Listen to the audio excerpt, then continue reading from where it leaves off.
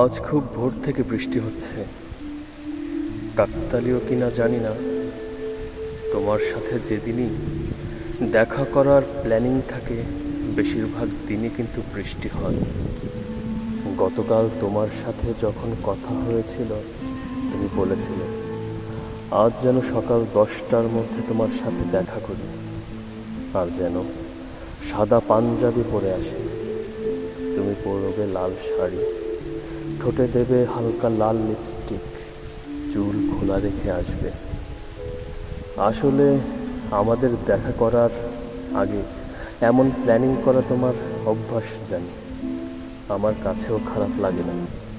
এমন প্রেয়সী কজনের ভাগ্যেই বা জুটে বলে। তুমি সত্যি অপরূপা। জানালা খুলে বাইরে তাকিয়ে দেখি বৃষ্টি একটু কমেছে, এবার বের হওয়া যায়। সময়ও তো হয়ে এলো, দেরি হলে আবার তোমার রাগ ভাঙাতে আমার আধবেলা কেটে যাবে। তোমার উপহার দেওয়া ছাতাটা হাতে নিয়ে বেরিয়ে পড়লাম। এর মধ্যে তোমার ফোন আসা শুরু করেছে। হ্যালো, কোথায় তুমি? 9:30 বাজে, আর কখন আসবা? তাড়াতাড়ি এসো। আমি ফোন কেটে তড়িঘড়ি একটা সিএনজি নিয়ে বেরিয়ে পড়লাম। 20 মিনিটের পথ, সময়ের মধ্যেই পৌঁছতে পারবো।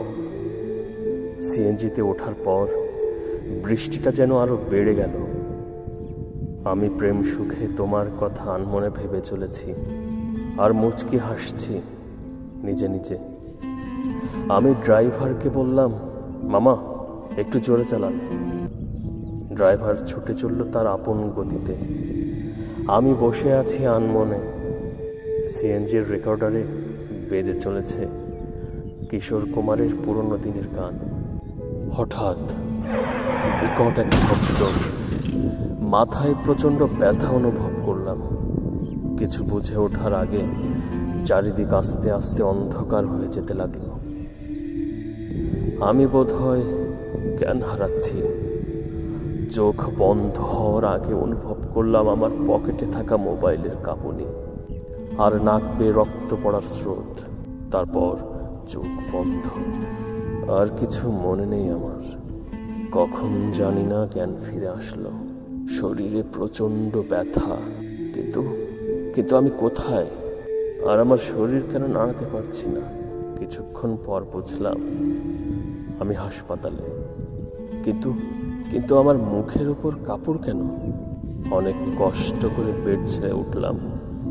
কই, আমার মুখের কাপড় তো নড়ল না। আমি তো বেড ছেড়ে উঠে আসলাম, কিন্তু ওই কাপড়ের ভেতর কে শুয়ে?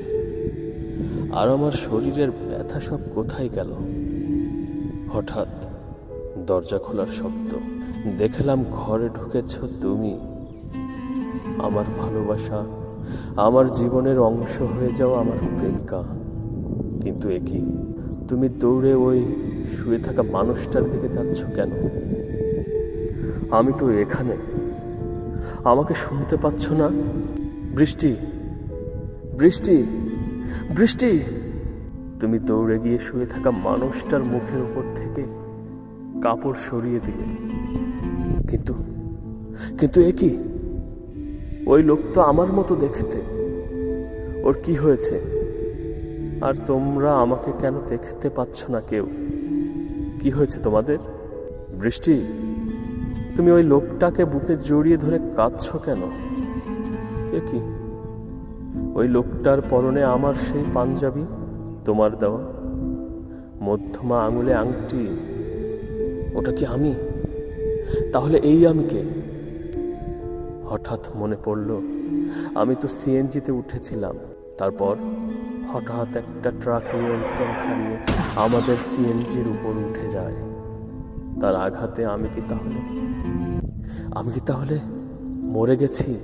আমি কি এই হাত দিয়ে বৃষ্টিকে আর কখনো ছুঁয়ে দেখতে পারবো না? কত স্বপ্ন ছিল তোমাকে নিয়ে ঘর বাঁধবো, আমাদের একটা মেয়ে হবে, সে দৌড়ে খেলা করবে এ ঘর থেকে ও ঘর। সব কি তাহলে মিথ্যে হয়ে গেল? আমি শেষবারের মতো তোমাকে জড়িয়ে ধরতে চাই বৃষ্টি, তোমার শরীরের গন্ধ নিতে চাই, শেষবারের মতো বলতে চাই, আমি তোমাকে খুব ভালোবাসি বৃষ্টি, কিন্তু সেটা তো আর সম্ভব নয় মনে হয়। আজ আমি পৃথিবীর কাছে, পৃথিবীর মানুষের কাছে অশরীরী।